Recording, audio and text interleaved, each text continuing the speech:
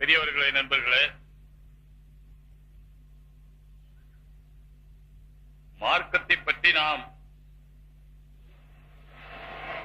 அறிந்து கொள்வது, அதற்காக பிரயாசை எடுப்பது, அதற்காக முயற்சி செய்வது மிக மிக அத்தியாவசியம். மார்க்கத்தை பற்றி அறிந்து கொள்வது எப்படி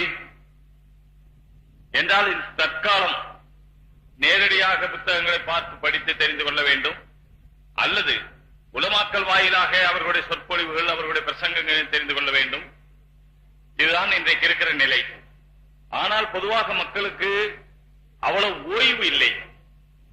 ஏனென்றால் காலையில எழுந்தவுடனே தினத்தந்தி, தினமணி படிக்கணும், இவ்வளவு வேலை இருக்கு. மாலையானா மாலை மலர், காலை கதிர், மாலை மலர், இதெல்லாம் படிக்கணும், அந்த வேலை இருக்குது. பிறகு போனா கடை திறக்கணும், வியாபாரம் பண்ணணும், ராத்திரிக்கு கல்லா மூடணும், கணக்கு கட்டணும், இதெல்லாம் வேலை இருக்கு. பிறகு எங்கிருந்து மசாயில் மஜ்லிஸ் கேட்க முடியும்? மசாயில் ஜனங்க உலமா கருத்து கேட்க முடியும். ஆகையினால மக்களுக்கு தீனை தெரிந்து கொள்வதற்குரிய வாய்ப்புகள் மிக மிக மிக மிக குறைவாக இருக்கிறது.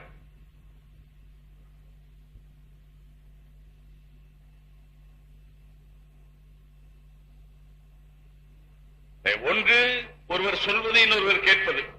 பயானிலே அதர் சொல்லிக் கொண்டிருக்கிறார், இவர் கேட்டுக் கொண்டிருக்கிறார். இவர் கேட்டுக் கொண்டிருக்கிறார் என்று சொன்னால் இவர் கேட்கிறாரா என்று எப்படி தெரியும்? காது கொடுத்தால் தானே கேட்பார். அவர் என்னவோ சொல்றாரு, இவர் என்னவோ யோசிச்சுக்கிட்டு இருக்கிறாரு. என்ன யோசிச்சுக்கிட்டு இருக்கிறாரு? இப்படியே பேசிக்கிட்டே இருக்கிறாரு, எப்பத்தான் முடிப்பாரு? இதுவும் சில சமயத்துல தூணு கிடைச்சு, சுவரு கிடைச்சு சாஞ்சு, சில சமயத்துல அவரே உட்கார்ந்து இருப்பார், சம்மணம் போட்டு கப்பலுக்கு நங்கூரம் போட்ட மாதிரி இருக்கும். நான் சொல்ல, ஜும்மால தூங்குறது தப்பு இல்ல, கொரட்டை வர்றதுதான் தப்பு. எப்படி பயான் கேட்க ஜும்மால? உலமாக்களும் மிகவும் வருத்தப்படுறாங்க, ஜும்மால பயான் செய்யறோம், ஜனங்கள் வர்றதே இல்லை. மக்கள் சொல்றாங்க, நாங்க பயான் செய்யறாங்க, அதனாலதான் போறதே இல்லை. இதுக்கு பஞ்சாயத்து தான் என்னங்க? அதனால ரொம்ப யோசிச்சு என்ன செய்யறதுன்னு இன்னும் புரியல. அதனால பயான பிந்தனாங்க. முந்தையெல்லாம் 12:50 பயான் இருந்துச்சு நம்ம நாட்டுல. உங்களுக்கு தெரியும், தமிழ்நாட்டுல 12:50 தான் பயான் ஆரம்பிக்கும். ஜும்மால ஜனங்கள் வந்துருவாங்க, 1:15 வரைக்கும் பயான், பிறகு கூத்துப்பா 1:45 எல்லாம் முடிஞ்சிடும். இப்ப பார்த்தாங்க 12:15 வர்றது இல்லைன்னு 1 ஆக்கினாங்க, 1க்கு வரலன்னு 1:10 ஆக்கினாங்க, 1:10 கூட இப்ப வர்றது இல்லைன்னு சொல்லிட்டு 1:10 சும்மாவாது அப்படி இப்படி வேற வேற விஷயம் பேசிட்டு எல்லாம் வந்ததுக்கு பிறகு 1:20 தான் பயானே ஆரம்பிக்கிறாங்க, ஒரிஜினல் பயான். இப்ப இவங்க புரிஞ்சுக்கிட்டாங்க, இவர் 1:20 தான் பயான் ஆரம்பிக்கிறாங்க, இவர் 1:30 வர்றாரு. அதனால நான் சொன்னேன், நம்முடைய சில உலமாக்க இடத்துல இப்படி எல்லாம் செஞ்சா ஜனங்க பயான் கேட்கறதுக்கு வர மாட்டாங்க. அதனால நீங்க பயான் முதல்ல செய்யாதீங்க, தொழுகை வைக்க ஆரம்பிச்சிருங்க. எல்லாம் வந்து தக்பீர் கட்டிடுவாங்க. ஒரு ரக்காத் தொழுத உடனே பயான் ஆரம்பிச்சிருங்க. எங்க போவாங்க? தக்பீர் கட்டி நிக்கணும் இல்ல. தொழுகை கூடுமா கூடாதா அது வேற, சும்மா ஒரு விஷயத்துக்காக சொல்றேன். என்னதான் பண்றது? பயான் கேட்கணுமே, மக்கள் வாரத்துக்கு ஒருத்தரையா தீனுடைய விஷயம் கேட்கணுமே, வேறு வழியே தெரியல. ஆகையினால் இந்த மாதிரி கூட்டங்களை நம்ம என்ன செய்திருக்கிறோம், உங்களுக்கு எந்த கேள்வி விருப்பமோ, கேள்வி வர்றதே ஒரு நல்ல, அதாவது விஷயத்தை தெரிந்து கொள்ள வேண்டும் என்பதற்குரிய ஆர்வம் இருக்கிறது என்பதற்கு மட்டும் அடையாளம் அல்ல. அவருடைய அறிவு வளர்ந்து கொண்டிருக்கிறது, தீனை பற்றியுள்ள அறிவு அவருக்கு மேலும் அதிகமாகிக் கொண்டிருக்கிறது என்பதற்கும் அடையாளமாக ஆகும். ஆகையினால் கேள்வி வருவந்த கேள்வி கேட்டால் தான் அந்த பதிலை விளங்குவதற்குரிய வாய்ப்பு அதிகமாக இருக்கும். கேள்வி இல்லாத பேச்சு இருக்குது பாருங்க, ஒருத்தர் பேசிக்கிட்டே இருக்கிறார், அதை விளங்குவதற்குரிய வாய்ப்பு அவ்வளவு அதிகமாக இருக்காது. அவருடைய கவனம் வேறு திசையில் இருக்கலாம். கேள்வியாக கேட்டால் கட்டாயமாக கவனம் இருக்கும், அந்த பதிலை கவனிப்பார். ஆகையினால் அவர் அதை விளங்குவார். அதனால நம்ம சொல்றோம், நீங்க எது சம்பந்தமான கேள்வியா இருந்தாலும், தேவையில்லாத, அதாவது மார்க்கத்துக்கு அத்தியாவசியம் இல்லாத, மார்க்கத்தோடு சம்பந்தப்படாத, உலக ரீதியான எத்தனையோ இருக்கு, அந்த கேள்வியில் தேவையில்லை. மார்க்க சம்பந்தப்பட்ட எந்த கேள்வியும் கேட்கலாம். இங்க மைக் இருக்கு, இங்க இருக்கு மைக், கால்லஸ் மைக் கொடுப்பாங்க. யார் கேட்கறீங்களோ அவங்க ஒருத்தர் எந்திரிச்சு நின்றுட்டால் அவங்களுக்கு மைக் கொண்டு வந்து கொடுப்பாங்க. ஆனா பேசும்போதே, ஆரம்பிக்கும் போதே சத்தமா தெளிவா எல்லாருக்கும் விளங்குற மாதிரி இங்க கேட்கணும். டைம் வேஸ்ட் பண்ணக்கூடாது. இப்ப எப்படி நான் சத்தமா பேசுறேன், எல்லாருக்கும் விளங்கணுங்கிறதுக்காக வேண்டி அது மாதிரி கூச்சப்பட்டுக்கிட்டு பேசக்கூடாது. கேட்கறத தெளிவா கேளுங்க, சுருக்கமா கேளுங்க, பூரா விஷயம் வர்ற மாதிரி கேளுங்க, சத்தமா கேளுங்க. ஆனா அப்பதான் எல்லாருக்கும் விளங்கு, எனக்கும் விளங்கு. இப்ப கேளுங்க, யார் கேட்கறீங்க கேளுங்க. அஸ்ஸலாமு அலைக்கும். அபூபக்கர், காயல்பட்டம். அதாவது இது நல்ல முறை. யார் கேட்கிறாரோ அவர் தன்னுடைய பெயர், ஊர் சொல்லிட்டு கேட்டா எல்லாருக்கும் இவர் தான் தெரிஞ்சிடும். இவர் அபூபக்கர், காயல்பட்டம். சரியத்தின் கண்ணோட்டத்தில் நமது சமுதாய பெண்கள் படிப்பின் உயர்நிலை எவ்வளவு ஏதாவது படிக்கலாம் என்பதும் அவர்கள் வேலை செய்ய போகலாமா, சரியத்தின் கண்ணோட்டத்தில் இதனுடைய விளக்கம் தரும்.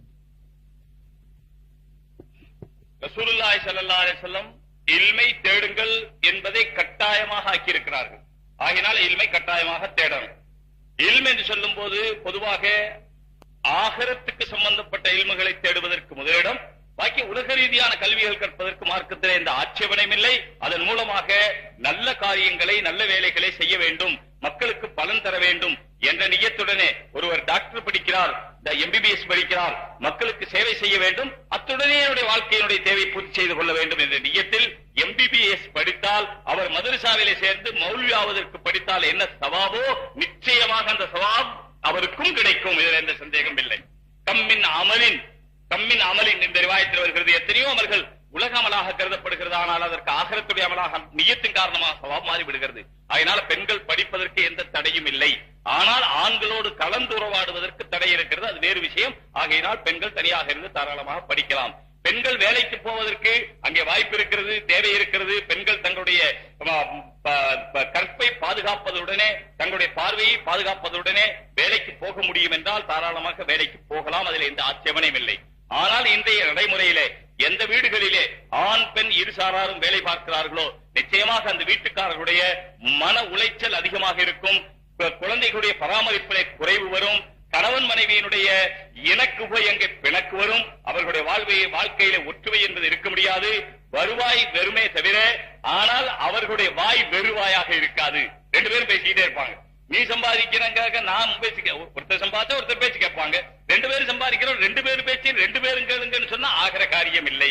ஆகையினால் மன உளைச்சல்களை தவிர்ப்பதற்காக வேண்டி அல்லாஹ் ஒரு நிசாம் அமைத்திருக்கிறான். பெண்களுடைய வேலை குடும்பத்தினுடைய உள் வேலைகளை, குழந்தைகளை, கணவருடைய தேவைகளை, உற்றார் உறவினர்களை அனுசரிப்பதை, இந்த பொறுப்பெல்லாம் பெண்களுக்கு. வெளி வேலைகள் சம்பாதிப்பது, சமூக வேலை செய்வது, அரசியலில் ஈடுபடுவது, இதுவெல்லாம் வெளி வேலை பெண்களுக்கு என்று அல்லாஹ் பிரித்திருக்கிறான். ஆகையினால் அதுதான் நல்லது. தேவை இருந்தால், பாதுகாப்பு இருந்தால், கற்புக்கு உத்தரவாதம் இருந்தால் பெண்கள் வேலைக்கு போவதில் எந்த தடையும் மார்க்கம் ஏற்படுத்தவில்லை. கேளுங்க, அடுத்தவங்க கேளுங்க. அஸ்ஸலாமு அலைக்கும். முகமது ரஃபீக், ஈரோடு. பெண் பார்க்க வரும் மாப்பிள்ளை வீட்டார்கள் பெண்களும் ஆண்களுமாக சேர்ந்து வருகிறார்கள். ஆண்களும் பெண்ணை பார்க்கிறேன் என்று கூறுவது சரியா? தயவு செய்து தெளிவான விளக்கம் தேவை. அஸ்ஸலாமு அலைக்கும். ஆண்களும் தான் மாப்பிள்ளை மட்டுமா, எல்லாருமா? மாப்பிள்ளை அல்லாத மாப்பிள்ளையுடைய பெற்றோர்கள் அந்த மாதிரி. இதுல ரெண்டு விஷயம் இருக்கு. ஒன்று, கல்யாணத்திற்கு முன்னால் ஒரு கல்யாணம் நடக்கிறது என்று சொன்னால், கல்யாணத்திற்கு முன்னால், திருமணத்துக்கு முன்னால் இந்த பெண்ணுடைய குடும்பம், பெண்ணுடைய நிலை, மணாளருடைய நிலை, எல்லா நிலைகளும் பொருந்தி அந்த வீட்டில் திருமணம் செய்து கொள்ளலாம் என்பது எல்லா வகையிலும் முடிவாகிவிட்டால் மாப்பிள்ளை பெண்ணை பார்க்கலாம் என்பதில்லை. ரசூலுல்லாஹி ஸல்லல்லாஹு அலைஹி வஸல்லம் மாப்பிள்ளைகளை பெண்களை பார்த்துக் கொள்ளுங்கள், பைன்னஹு யுதிமு பைனகுமா, அது உங்களுக்கிடையில் அன்பை அதிகப்படுத்துவதற்கு ஒரு வாய்ப்பாகும். ஆகையினால் மாப்பிள்ளை பெண்ணை பார்த்துக் கொள்ளலாம் என்பதில்லை. பார்த்துக் கொள்வது முஸ்தஹப் அல்லது சுன்னத் என்று சொல்லலாம். ஆனா இந்த காலத்துல என்ன ஆகி போச்சுன்னு சொன்னா, மார்க்கத்துல இல்லாது இருக்கிற மாதிரி தெரியுது. வாழைப்பழமும் தேங்காயும் மார்க்கத்துல பறந்து மாதிரி தெரியுது. மாப்பிள்ளை பொண்ணை பார்த்தா ஓஹோ மாப்பிள்ளை பொண்ணை பார்த்துட்டாருன்னு அது பெரிய தவறான காரியம் மாதிரி தெரியுது. ஆனா அப்படி இல்லை. பெண்ணை தாராளமாக பார்க்கலாம், பல்கி பார்க்க வேண்டும். ஆனால் மற்றவர்கள் இன்னும் திருமணமாகவில்லை, ஆகையினால் மற்ற ஆண்கள் அந்த பெண்ணை பார்ப்பதற்கு எந்த தேவையும் இல்லை. ஆகையினால் யார் பார்க்க கூடாத அந்த பெண்ணை இப்பொழுதும் அவர்கள் பார்க்க கூடாது. மாப்பிள்ளையும் பார்க்க கூடாதவர் தான். ஆனால் அவர் திருமணம் செய்ய போகிறார் என்ற காரணத்தினாலே அன்பை அதிகப்படுத்துவதற்காக பைன்னஹு யூதிமு பைனகுமா, அதனால் மாப்பிள்ளை மட்டும் பார்க்கலாம், மற்றவர்கள் பார்க்க கூடாது. அர்த்தம். மௌல்வி அப்துல் ஜப்பார் தாராபுரம். கேளுங்க. குர்ஆன் ஹதீஸ் இரண்டின் அடிப்படையிலே தீன் வழி நடப்பதற்கு வழிகாட்டி இருக்கும் பொழுது இந்த ஃபிக்ஹ் சட்டங்கள் ஏன் செயல்படுத்தப்படுகிறது? ஃபிக்ஹ் சட்டங்கள் அவசியம்தானா?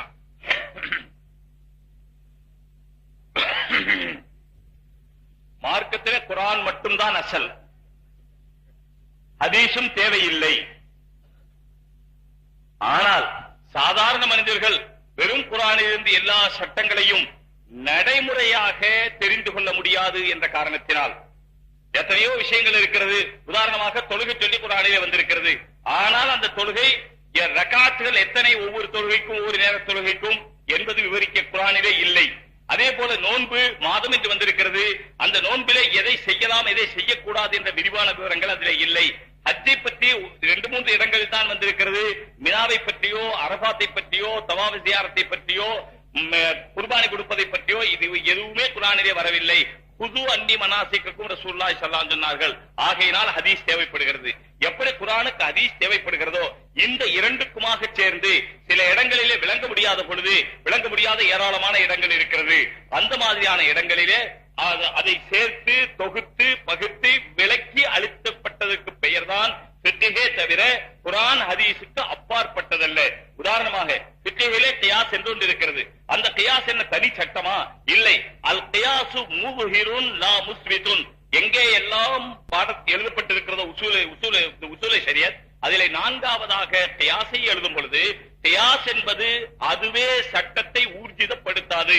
குர்ஆன் ஹதீஸில் இருக்கிற சட்டத்தை எடுத்து கொடுக்கும் என்றுதான் சொல்லப்பட்டிருக்கிறதே தவிர, எப்படி அதாவது ஒரு சில ரசம் இருக்கிறது, அதாவது கரும்பு சாப்பிடுகிறோம், கரும்பு சாறு வேறு கரும்பு வேறா? கரும்பு சாறு குறிக்கிறவர் இடத்துல கரும்பை ஏன் நீ சாப்பிடுகிறாய் என்று கேட்கும். கரும்பை ஏன் நீ சாப்பிடவில்லை? கரும்பாகத்தான் சாப்பிட வேண்டும், சாறு குடிக்க கூடாது என்று சொல்லக்கூடாது. அதே போல சில சமயங்களிலே நாம் இதிலிருந்து தெளிவாக, அதாவது நம்முடைய அறிவை கொண்டு புரிய முடியாத நேரங்களிலே யாருடைய அறிவு ரசூலுல்லாஹ்வுடைய காலத்தை தொட்டதாக இருந்ததோ அதை விளங்குவதற்குரிய வாய்ப்பு அவர்களுக்குத்தான் இருந்தது. அவர்களை விட ஒரு சமயம் இன்று இருக்கிற யாருக்காவது அறிவு கூடுதலாக இருந்தால் கூட கால வித்தியாசத்தின் காரணத்தினாலே, காலத்தால் மிக தூரமாக இருக்கிற காரணத்தினாலே அந்த விஷயத்தை எப்படி போல உதாரணமா சொல்லுங்க. இந்த மாநாட்டில் என்ன நடந்துச்சு, என்ன கேட்டாங்க, என்ன பதில் சொன்னாங்கிறத இந்த மாநாட்டில் உட்கார்ந்து இருக்கிறவர்கள் என்ன விளங்குவார்களோ இதை போய் வெளியே வேற இடத்துல சொல்லும் போது, ஒரு 100 கிலோமீட்டருக்கு அந்த பக்கம் போய் சொல்லும் போது, 1000 கிலோமீட்டருக்கு அந்த பக்கம் சொல்லும் போது, 100 நாளைக்கு பிறகு சொல்லும் போது, 1000 நாளைக்கு பிறகு சொல்லும் போது, இங்கே சொல்லப்பட்ட நடந்த விஷயத்துக்கும் சொல்லப்படுகிற விஷயத்துக்கும் மாபெரும் வித்தியாசம் இருக்கும் என்பதை யாரும் தெளிவாக தெரிந்து கொள்ள முடியும். அது இதிலேயே வித்தியாசம் இருக்கும் பொழுது 1400 வருஷத்துக்கு அப்பாலே விளங்குகிற விஷயங்களை அந்த முதல் நூற்றாண்டிலே இருந்தவர்கள் அவர்கள் காலத்திற்கு சமயமாக இருந்தார்கள் என்ற காரணத்தினாலே அவர்கள் சஹாபாக்கள் தாபீன்கள் என்று தெளிவாக விளங்கினார்கள். அதிலிருந்த சட்டங்களை எழுதி தந்திருக்கிறார்களே தவிர சட்டங்களை உற்பத்தி செய்து தரவில்லை. அதில் இருக்கிற சட்டங்களை எழுதப்பட்டதை பார்ப்பது நமக்கு லேசாக இருக்கிற காரணத்தினால் குர்ஆன் ஹதீஸை இமாம்கள் தொகுத்த ஃபிக்ஹின் வழியாக பின்பற்றுகிறோம். அவ்வளவுதான். அஸ்ஸலாமு அலைக்கும். எஸ் ஜாகிர் ஹுசேன், வேல்வார்கோட்டை. இஸ்லாத்தில் ஷரியத்தினுடைய கண்ணோட்டத்தில் உடல் உறுப்புகள் தானம் செய்வது பற்றியும் தானங்கள் பெறுவது பற்றியும் என்ன சொல்லி இருக்கிறது? குறிப்பாக சிறுநீரகம், கண் தானம் செய்வது கூடும் என்று சில அமைப்புகள் கூறி வருகிறது. இவ்வாறு கிட்னி, கண்கள் தானம் செய்வது கூடுமா, பெறுவதும் கூடுமா? விவரமாக விளக்கம் அளிக்கவும். அஸ்ஸலாமு அலைக்கும். எவ்வளவு நேரம் சொல்லணுங்க? கொஞ்ச நேரத்தில் கூட விவரமா சொல்லிடலாம் இல்லையா? அப்படியே முயற்சி செய்வோம். பாருங்க, பொதுவாக மனிதனுடைய உறுப்புகள் மரியாதைக்கு உட்பட்டவை. ஆகையினால் எந்த உறுப்பாக இருந்தாலும் சரி, அது நகமாக இருந்தாலும் சரி, அல்ல தலைமுடியா இருந்தாலும் சரி, அது மனிதனுடைய உடலில் இருந்து நீங்கிவிட்டால் அதை எப்படி மனிதனை தஃபன் செய்ய வேண்டுமோ அதே போல அதையும் தஃபன் செய்து விட வேண்டும், மரியாதையின் காரணத்தினால் என்பது பொதுவான சட்டம். அதுதான் இன்றைக்கும் சட்டம். இதே எந்த வேறுபாடும் இல்லை. இதே போல மனிதன் மரணித்து விட்டால் அல்லது மரணத்துக்கு முன்னாலேயோ ஒரு உறுப்பை பாதுகாக்க வேண்டும். உயிரை பாதுகாப்பது கடமை போல உறுப்பையும் பாதுகாப்பது கடமை. அந்த ஒரு உறுப்புக்கு பாதுகாப்பு இல்லாமல் போகிற காரணத்தினாலே உயிருக்கு ஆபத்து ஏற்படும் என்றிருந்தால் அந்த உறுப்பை எந்த காரணத்தை கொண்டும் பாதுகாப்பு இல்லாத நிலைக்கு உட்படுத்தக் கூடாது. ஹராம். அதை பாதுகாப்பது பரது. இது ஒரு பட்டம். இப்பொழுது ஒரு மனிதருக்கு அவருக்கு உயிர் போகிற நிலை இருக்கிறது. இவருக்கு 2 கிட்னி தேவைக்கு அல்லாஹ் தஆலா அமைத்திருக்கிறான். ஒரு கிட்னி எடுத்தால் கூட ஓரளவு வேலை மனிதன் இருக்க முடியும். ஆனா சொல்றாங்க ஒரு கிட்னி எடுத்தா எந்த பாதிப்பும் இல்லைன்னு சொல்றாங்க. ஆனா அது நிச்சயமாக இல்லவே இல்லை. ஒரு கிட்னி எடுத்தா ஒரு கால் எடுத்த மாதிரி. ஒரு கிட்னி எடுத்தா நல்லா ஞாபகம் வைங்க. ஒரு கிட்னி எடுத்தால் அவனுடைய உறுப்புல இதுல 1 லட்சம் சுரப்பிகள் இருக்கு. ஒரு கிட்னியில 1 லட்சம் வடிகட்டி 1 லட்சத்துக்கு அதிகமான வடிகட்டி இருக்கு. அடுத்த கிட்னியில 1 லட்சத்துக்கு அதிகமான வடிகட்டி இருக்கு. ஒரு நிமிஷத்துல 1.5 லிட்டர் ரத்தத்தை இருந்து அது யூரினை பீஷாவை பிரித்து எடுக்கிறது. 2 கிட்னி சேர்த்து 1 எடுத்துட்டா 1.5 லிட்டர் எவ்வளவு லிட்டர் ஆயிரும்? 3/4 லிட்டர் ஆயிரும். 2 லட்சம் வடிகட்டி 1 லட்சம் வடிகட்டி ஆயிரும். அதனால் அவருக்கு பாதிப்பெல்லாம் ஏற்படும். ஆனாலும் வாழலாம், பாதிப்போடு வாழ முடியும் என்ற காரணத்தினால் இன்னொருவருக்கு அவர் உயிர் கொடுக்கிறார், அவர் மௌத்தா போறதை பாதுகாக்கிறார். ஆகையினால் கொடுத்தால் தவறில்லை. மாறாக இது மாதிரியான சந்தர்ப்பங்களிலே அதை தியாகம் என்று கூட சொல்லலாம். அப்படி தானம் செய்வது அந்த சட்டத்துக்கு உட்படாது. மரியாதை இழந்தார், ஒரு உறுப்பை கீழே போட்டு மரியாதை இழக்க செய்தார் என்று இங்கே வருவதில்லை. மாறாக இவர் உறுப்பு கொடுப்பதன் மூலமாக மரியாதை அதிகமாகிறது. அதே போல கண் தானம் செய்வது மூலமாக மரியாதை அதிகமாகிறது என்றால் தாராளமாக கண் தானம் செய்யலாம். இந்த காலத்துல கண் தானம் செய்துட்டா தோண்டி எடுத்துட்டு எல்லாம் செய்யறது இல்லை. வெறும் அந்த சின்ன கருப்பு முடி மட்டும் எடுத்துட்டு அதுல கூட ஒரு சின்ன லென்ஸ் வச்சு தச்சிடுறாங்க. எந்த வித்தியாசம் தெரியாது. ஆகையினால் அது செய்தால் இந்த காலத்தில் மரியாதை என்ற காரணத்தினாலே மரியாதை குறைகிறது என்பதற்காகத்தான் அது தடுக்கப்பட்டிருக்கிறது. மரியாதை கூடுகிறது என்றால் தாராளமாக செய்யலாம். என்றால் நீங்க சொல்லிட்டீங்களே, நான் சொல்லுகிறேன் மரியாதை கூடுகிறது, ஆகையினால் செய்யலாம். அஸ்ஸலாமு அலைக்கும். ஏ முகமது வீரா குமாரபாளையம், என்னுடைய மௌத்துக்கு முன்னால் கொஞ்சம் பாருங்க. எனது பெயரால் மற்றவர்களிடம் ஹதியா கொடுத்து குர்ஆன் ஓத சொல்லி சவாபு தேடிக்கொள்ள முடியுமா? விளக்கம் தேவை. நல்லா கேளுங்க. என்னுடைய மரணத்துக்கு முன்னால், என்னுடைய ஏதோ ஒரு மனிதனுடைய மரணத்துக்கு முன்னால் அவனுக்கு சவாபு வேண்டி மற்றவர்களிடம் ஹதியா கொடுத்து சவாபு தேடிக்கொள்ள முடியுமா குர்ஆன் ஓத சொல்லி? பொதுவாக மார்க்கத்தினுடைய சட்டம் இருக்கிறது, உடல் ரீதியாக உள்ள காரியங்கள் அவரவர் தான் செய்ய முடியும். தொழுக வேண்டியது நான் தொழுக வேண்டியது என்று சொன்னால் நான் தான் தொழுக முடியும், எனக்கு பதிலாக யாரும் தொழுக முடியாது. 2 வகையான அமல் இருக்கிறது. ஒன்று பதனி அமல், மற்றொன்று மாலி அமல். உடல் சம்பந்தப்பட்ட அமலை அவரவர் தான் செய்ய வேண்டும், அடுத்தவர் செய்ய முடியாது.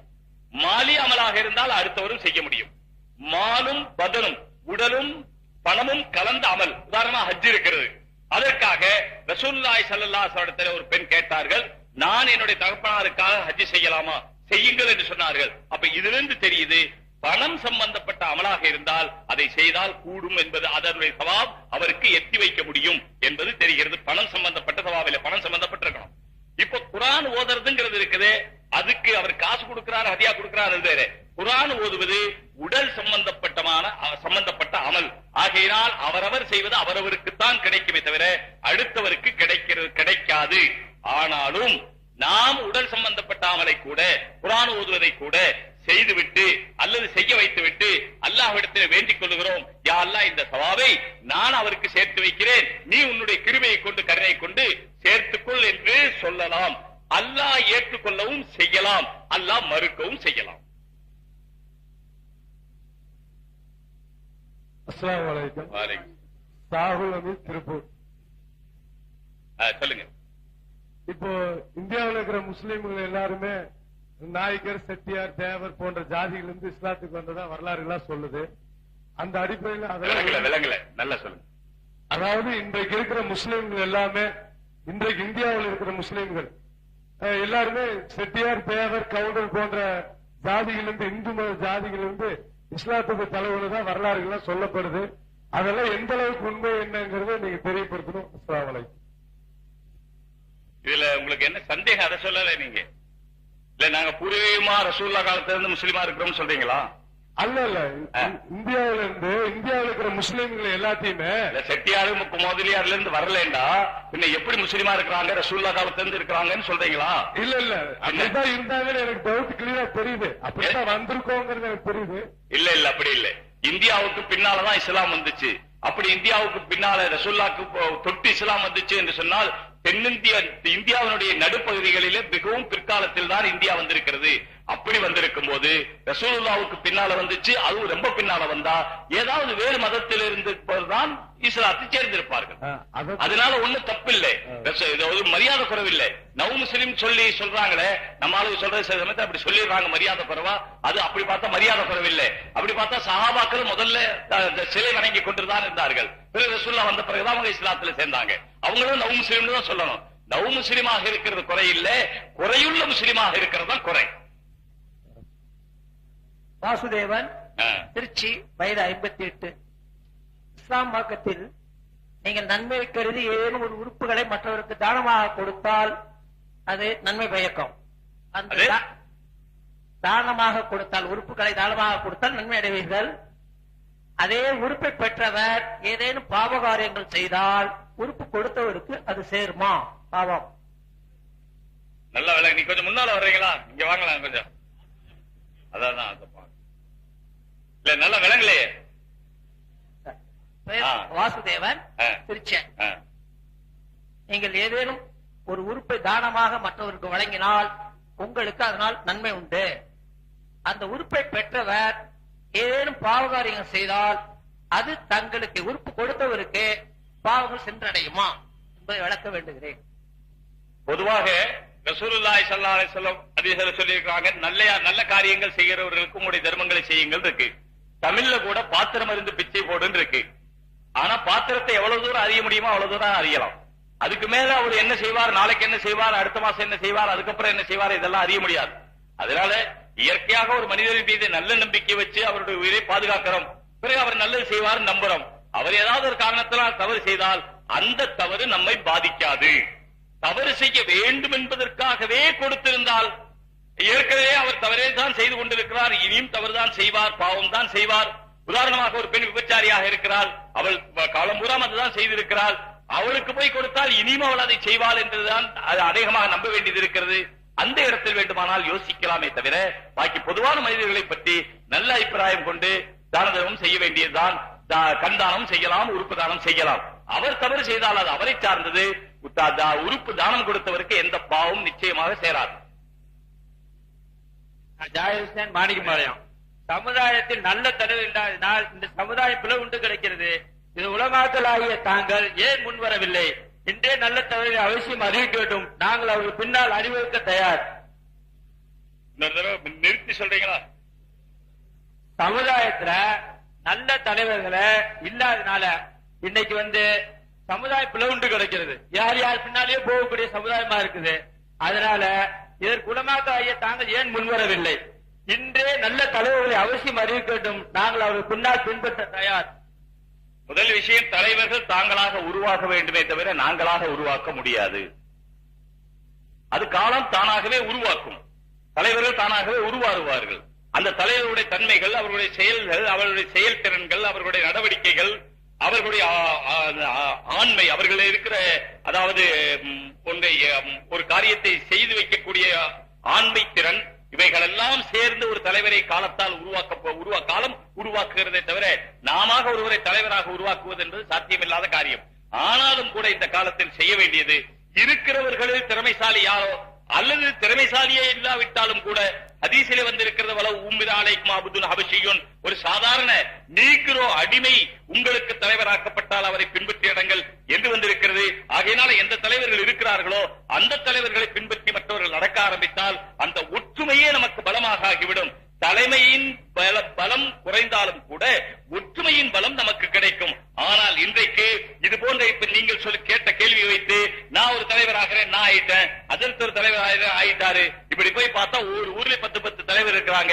இது மாதிரி ஒண்ணு பேசி ஆகையினால் ஒரு தலைவர் வேண்டும், ஆகையினால் நானே அந்த தலைவராக இருக்க வேண்டும், நான் ஒரு தலைவர். இப்ப நீங்க பேசி நீங்க ஒரு தலைவர், அவர் பேசி அவர் ஒரு தலைவர். அதனால நேத்து முந்தா நாள் பேசும்போது நான் சொன்னேன், இப்படி உண்டாக்கணும், நம்ம அந்த அரசியல் எல்லாம் செய்யணும்னு சொன்னாங்க.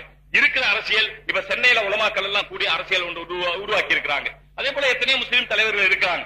யாராவது ஒருவருக்கு பின்னால போய் அவர் தவறு செய்தால் தட்டி கொடுத்து அவரை திருத்தி அந்த தலைமையே நாம ஏற்றுக்கொண்டு செய்வதில் மிக உன்னதமான வழி இருக்கிறதே தவிர புதிதாக தலைவர்களை தேட வேண்டாம். அது மார்க்கத்தை நம்முடைய சக்தியை பிரிப்பதாக ஆகிறது. இருக்கிற தலைமையில சேர்ந்து நடந்தாலே பெரிய காரியம்.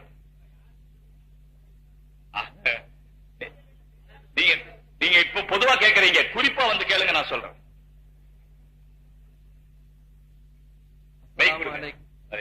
எதையெல்லாம் பார்க்க மார்க்கம் அனுமதிக்கின்றதோ அதை டிவியிலும் பார்க்கலாம் என்று பத்துவா இருக்கும் பொழுது தேவையற்ற விஷயங்களை தவிர்த்து மார்க்க விஷயங்களை மீடியாவில் காட்டலாமே. அதாவது ஐயத்து சரியத்தில் எந்த விளம்பரமும் பண்ணாத மாதிரி. ஐயத்து ஷரியத் சார்பிலேயே இப்ப இந்த நிகழ்ச்சியை நம்ம டிவியில போடுறோம்னு சொன்னா நியூஸ் மாதிரி போட்டா அது வேற விஷயம். ஆனா அது நியூஸ் மாதிரி போட ஆரம்பிச்சு எங்க போய் சேருங்கிறது அது எல்லாருக்கும் தெரியும், சொல்லி தெரிய வேண்டிய விஷயம் இல்லை, இதுக்கு விளக்கம் தேவையில்லை. இல்ல ஐயத்து ஷரியத்துல நல்லா பேசக்கூடிய திறமையானவர்கள் இருக்கிறார்கள், அவர்களை கொண்டு பேச வைக்கலாம். எல்லோருக்கும் அந்த தகவல் உடனடியாக போய் சேர்ந்துடும். எப்படி கைது செய்யப்பட்ட தகவல்களும் விடுதலை செய்யப்பட்ட தகவல்களும் போய் சேர்ற மாதிரி உடனடியாக போய் சேர்ந்துடும். அவர் ஜெயிலுக்கு போறதுக்கு முன்னால நமக்கு அது தெரிஞ்சிடும். அப்படி எல்லாம் நிலைமைகள் இருக்குது, செய்யலாம். ஆனால் அதுக்கு பிறகு ஸ்பான்சர்கள் தேவைப்படுறாங்க. அந்த ஸ்பான்சர்ல சில சமயங்கள்ல நியூஸ் கேட்கும் போது கூட பார்க்கலாம், அங்க என்ன வருங்கிறீங்க, ஒரு கோல்டு மார்ட்டுடைய விளம்பரம் வரும். எந்த நம் பயான கடையில ஒரு கோல்டு மார்ட் விளம்பரம் வரும். அந்த விளம்பரத்துல என்ன இருக்கும், ஒரு பொம்பளை கழுத்துல பூரா நகை போட்டு இருக்கிற மாதிரி கடைசி எங்க வரைக்கும் எதை பார்க்க கூடாதோ அந்த இடம் வரைக்கும் தெரியும், கையெல்லாம் தெரியும். அப்படி திருப்பி காட்டுவா, இப்படி திருப்பி காட்டுவா, தன்னுடைய எல்லா அங்கங்களும் பகிரங்கமாக. அது கோல்டு மார்ட் விளம்பரம்.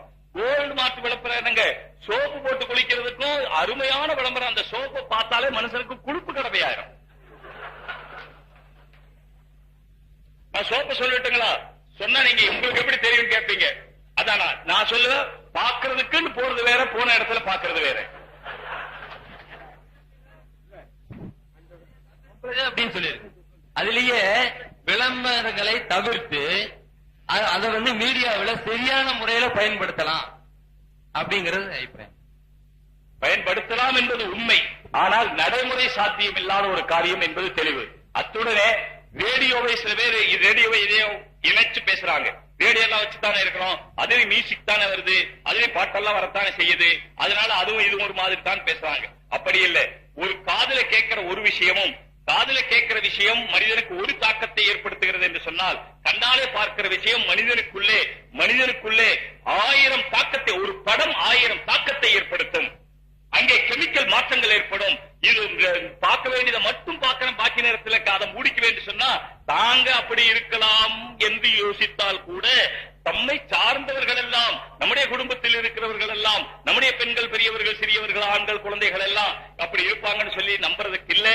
ஆகையினால் எப்படி மதுபானங்களில் அதுல இசுமுகமா அக்பரும் என்ன பையுமா, அதுல இருக்கிற பலனை விட பாவம் மிக அதிகம். ஆகையினால் அது முற்றிலுமாக ஹராம் என்று அல்லாஹ் தஆலா சொன்னானோ, அதே அடிப்படையில் இந்த காலத்தில் ரேடியோவிலே அது காதால் கேட்பது அது அவ்வளவு பெரிய பாதிப்பையும் தாக்கத்தையும் ஏற்படுத்துவதில்லை. ஆனால் இது கண்ணால் பார்க்கிற காரணத்தினாலே மிகப்பெரிய தாக்கத்தை ஏற்படுத்துகிறது. எனவே அதை முற்றிலுமாக தடை செய்வதுதான் மார்க்கத்தினுடைய அடிப்படையை புரிந்தவர்களுடைய தன்மையாக இருக்குமே தவிர, வெறும் நியூஸ் மட்டும் பார்க்கிறேன், மார்க்க செய்தி மட்டும் கேட்கிறேன் என்பது இருக்கவே முடியாது. இன்றைக்கு நீங்க பாருங்க, ரேடியோல ஒருத்தர் பிரச்சாரம் செய்கிறார், நமக்கு மாற்று கருத்து கொண்டு ஒரு பிரச்சாரம் செய்கிறார். அவர் பிரச்சாரம் செய்யும் போதே மப்ரூக் ஹஜ் சர்வீஸுக்கு இடையில விளம்பரம் வந்திருக்கும். நேற்று முந்தா வெள்ளிக்கிழமை பார்த்திருந்தீங்கன்னா தெரிஞ்சிருக்கும். மப்ரூக் ஹஜ் சர்வீஸுக்கு ஒரு பெண் தான் விளம்பரம் செய்கிறாள். மப்ரூக் ஹஜ் சர்வீஸ் அது மப்ரூக், ஆனா பெண்ணுடைய சத்தத்தை கேட்கறது மஹ்ரூம், ஹராம். அது ஒரு அதுக்கு இனிமையான இஸ்லாத்தை பத்தி பேசுறார், பெண்ணும் இனிமையான குரல்ல பேசுறார். சர்வீஸ் ஹஜ் சர்வீஸ் எத்தனை ஒண்ணு பாவத்தில் எத்தனை ஒரு நன்மைக்குள்ள எத்தனை பாவம் செய்யறது பாருங்க. இதற்கெல்லாம் நிச்சயமாக வழி இருக்கிற காரணத்தினாலே நாம் எந்த விதமான மார்க்கத்துக்கு முரணான சில காரியங்களை கொண்டு மார்க்கத்தை பரத்துவது என்பது நிச்சயமாக நடக்கவே நடக்காது. மார்க்கத்துக்கு உட்பட்ட காரியங்களை கொண்டுதான் மார்க்கத்தை பரத்த முடியவே தவிர, சில காலத்தில் சிலர் செய்வதை பார்த்து அவங்க அதாவது இப்படி எல்லாம் மீடியாக்கள் மூலமாக நல்ல பிரச்சாரம், நல்ல பேர் பெற்றுக் கொண்டார்களே, நாம் அது செய்ய முடியவில்லையே என்ற ஆதங்கம் இருப்பது போல் தோன்றினாலும் கூட அதனுடைய முடிவு நிச்சயமாக நல்லதாக இருக்காது. நம்முடைய முடிவு நிச்சயமாக நல்லதாக இருக்கும். மார்க்க முறையை பேணித்தான் மார்க்கத்தை பரத்த முடியுமே தவிர, மார்க்க முறையை விட்டுவிட்டு நிச்சயமாக மார்க்கத்தை பரத்தவே முடியாது. அப்படிப்பட்ட நினைவு நமக்கு தேவையே இல்லை. சாவணமே தாராவரத்திலிருந்து பேசுறேன். ஹலோ ஹலோ பேசுங்க. கவனிக்கு மார்க்கத்தில் அனுமதி உண்டா? உண்டு என்றால் ஏன் அனைத்து பள்ளிவாசல்களிலும் ஓதாமல் குறிப்பாக சில பள்ளிவாசல்களில் மட்டும் ஓதுவது ஏன்? மௌலூத் என்பதற்கு பொதுவான நம்முடைய பகுதிகளில் அர்த்தம் ரசூலுல்லாஹி ஸல்லல்லாஹு அலைஹி வஸல்லம் அவர்களை புகழுவது. ரசூலுல்லாஹி ஸல்லல்லாஹு அலைஹி வஸல்லம் அவர்களை புகழுவதை பற்றி ஒரு பெரியவர் சமீப காலத்திலே இருந்த ஒரு பெரியவர் எழுதியிருக்கிறார். ரசூலுல்லாஹை புகழுவது நன்மையான காரியமா இல்லையா என்றா நீங்கள் கேட்கிறீர்கள். இப்ப ஏதாவது அர்த்தம் கேட்கிறார். ரசூலுல்லாஹை புகழுவது அது நல்லது என்று ஒரு கேள்வியுமா இருக்கிறது. ரசூலுல்லாவை புகழுவதில்லை. ரசூலுல்லாஹி ஸல்லல்லாஹு அலைஹி வஸல்லம் ஏறிய கழுதை அதனுடைய பீஷாவை பற்றி பேசினாலும் கூட சவாபு கிடைக்கும். ரசூலை பற்றி பேசினால் ஏன் சவாபு கிடைக்காது? நிச்சயமா கிடைக்கும். எல்லா பள்ளியிலும் ஓதணும் அப்படின்னு சொன்னால் ஓதுறவங்க ஓதுறாங்க, பள்ளியில ஓதாதவங்க ஓதல. யார் ஓதலையோ நிச்சயமா அவங்ககிட்ட போய் கேளுங்க ஏன் ஓதலைன்னு சொல்லி விடாதீங்க அவங்களை. அடுத்த கருங்கல்பாளையத்தை சார்ந்த AK முகமது ரஃபீக் என்பவர் சார்பாக ஒரு கேள்வி. கடந்த 26/4/1984 மதராஸ் காசி அவர்களால் நிக்கா செய்து வைக்கப்பட்டது 84. கடந்த 21/4/2001 ஏறத்தாழ 17 ஆண்டுகளுக்கு பின்னால் கணவனோடு வாழ பிடிக்காத மனைவி சென்னையில இருக்கும் TMMK சென்னை ஷரியத் கமிட்டியிடம் தனக்கு ஹுலா தலாக் பெற்று தருமாறு விண்ணப்பிக்கிறார். TMMK மேற்படி கணவனை விசாரணைக்காக வரும்படி ஷரியத் கமிட்டி அழைத்தும் இவர் செல்லாததால் கடந்த 25ஆம் தேதி அன்று சென்ற மாதம் மேற்படி நிக்காகவே மேற்படி TMMK ஷரியத் கமிட்டி பசக் முறையில் ரத்து செய்ததாக அறிவித்து 1 மாதம் மட்டும் மேற்படி பெண் இத்தா இருக்குமாறு கட்டளையிட்டு இருக்கிறது. 1 மாசம். மேலும் இந்த மாதம் 5ஆம் தேதி முந்தானால் மேற்படி பெண்ணுக்கு வேறு ஒருவரை மறுமணம் செய்து வைத்திருக்கிறது. இந்த முறைப்படி நிக்காவை பசகு செய்தால் அந்த பசகு செய்யக்கூடிய அந்த இது ஜாயிஸ் ஆகுமா? அப்படி சரி என்றால் இத்தா காலம் 1 மாதம் என்பது சரிதானா? 2ஆம் திருமணம் செய்வித்தது கூடுமா? தயவுசெய்து இந்த பிரச்சனையை ஹையத் ஷரியத் மூலம் தீர்த்து வைக்குமாறு வேண்டுகின்றார்.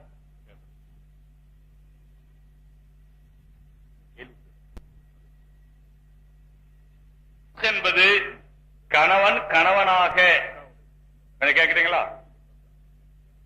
சரி வேணுமா தம்பி? சரி சரி. என்பது ஒரு கணவனுக்குள்ள என்ன கடமைகள் இருக்கிறதோ மார்க்கப்படி அந்த கடமைகளின்படி கணவனாக இயங்க முடியாத பட்சத்தில் அவர் சரியாக இயங்க வேண்டும் என்று காசியோ ஊர் பஞ்சாயத்தோ கூடி அவர்கள் அந்த கணவருக்கு தகுந்த சமயமும் சந்தர்ப்பமும் கொடுத்த பிறகு அது குறைந்தபட்சம் 4 மாத காலமாவது இருக்க வேண்டும். கூடியபட்சம் 1 வருஷம், நிலைமையை பொறுத்தது. குறைந்தபட்சம் 4 மாசம் அவ்வளவு காலம் கொடுத்து அவரை இந்த கடமைகளை சரியாக நிறைவேற்ற முயலுங்கள் என்று ஒரு வாய்ப்பு கொடுத்து பார்த்து இதற்கெல்லாம் ஒத்து வராவிட்டால் காசியோ அல்லது ஊர் பஞ்சாயத்தாரோ அதிலே ஆளுங்களும் கட்டாயமாக இருக்க வேண்டும். அந்த பஞ்சாயத்திலே மசாயில் தெரிந்தவரும் இருக்க வேண்டும். இவ்வளவெல்லாம் இருந்தால் அந்த காசி அல்லது ஊர் பஞ்சாயத் அந்த கணவன் மனைவி கடையில செய்து வைக்கலாம், விவாக பிரித்து வைக்கலாம். அப்படி பிரித்து வைத்த பிறகு குர்ஆனிலே சொன்னபடி சலாசத்த குரு 3 ஹைது எதிர்பார்த்திருந்து அந்த 3 ஹைது முடிந்ததற்கு பிறகுதான் அந்த பெண் இத்தாவிலிருந்து நீங்கியவளாக ஆகுவாள். 3 ஹைது என்பது குர்ஆனிலேயே சாபித்தானது. இதை மாற்றுவதற்கு இந்த உலகத்திலே எந்த சக்தியும் இல்லை. ஆகையினால் இவர்கள் இதற்கு மாறாக எந்த காரியம் செய்திருந்தாலும் அந்த காரியம் எல்லாம் ஃபஸ்ஹ் செய்யப்பட வேண்டிய காரியம். ஆகையினால மசலா இதுதான். கணவர் எப்பொழுது கணவராக இயங்க முடியலையோ அல்லது கணவராக இருக்க தகுதி இல்லாதவராக ஆகிவிடுகிறாரோ இப்படி எல்லாம் இருந்தா உதாரணமா கணவருக்கு பைத்தியம் முடிச்சிருச்சு அல்லது கணவர் ஆண்மை இல்லாமல் போயிட்டார், கணவருக்கு பெருவியாதி வந்துருச்சு, ஆகையினால அசூசையான நிலை இந்த பெண்ணுக்கு ஏற்படுது, அல்லது கணவர் பல வருஷமாக செலவுக்கு கொடுக்க மாட்டேன் கொடுக்கல, இப்போ சந்தர்ப்பம் கொடுத்து 1 வருஷம் கொடுத்து பார்த்து இப்போ செலவு கொடுக்கல, இது மாதிரியான நிலைகளில் அல்லது கணவன் மனைவிக்குடனே உடலுறவு கொள்ள முடியாத ஆண்மையற்றவராக இருக்கிறார், இது போன்ற சந்தர்ப்பங்களில் தான் ஃபஸ்ட் செய்ய முடியுமே தவிர ஈரோட்டில் இருக்கிற பெண்ணை சும்மா கூப்பிட்டு வரவில்லை என்ற காரணத்திற்காக அந்த ஆண் வரவில்லை என்ற காரணத்துக்காக ஃபஸ்ட் செய்வது என்பது நம்முடைய மதுஹப்படி செல்லவே செல்லாது, மார்க்கப்படி செல்லவே செல்லாது, குர்ஆனின்படி செல்லவே செல்லாது, ஹதீஸின்படியும் செல்லாது. 3 ஹைது இத்தா இருக்காமல் இத்தாவே ஆகாது. அதனால இன்று சிலர் எதையாவது சொன்னால் அதை ஏற்றுக்கொள்ளாமல் இருப்பதற்கு தாங்கள் தான் உஷாராக இருக்க வேண்டும் தவிர ஏமாறுகிறவர்கள் இருக்கிற வரை ஏமாற்றுபவர்கள் இருப்பார்கள். நாம் தான் ஏமாறாமல் நம்மளை பாதுகாத்துக் கொள்ள வேண்டும்.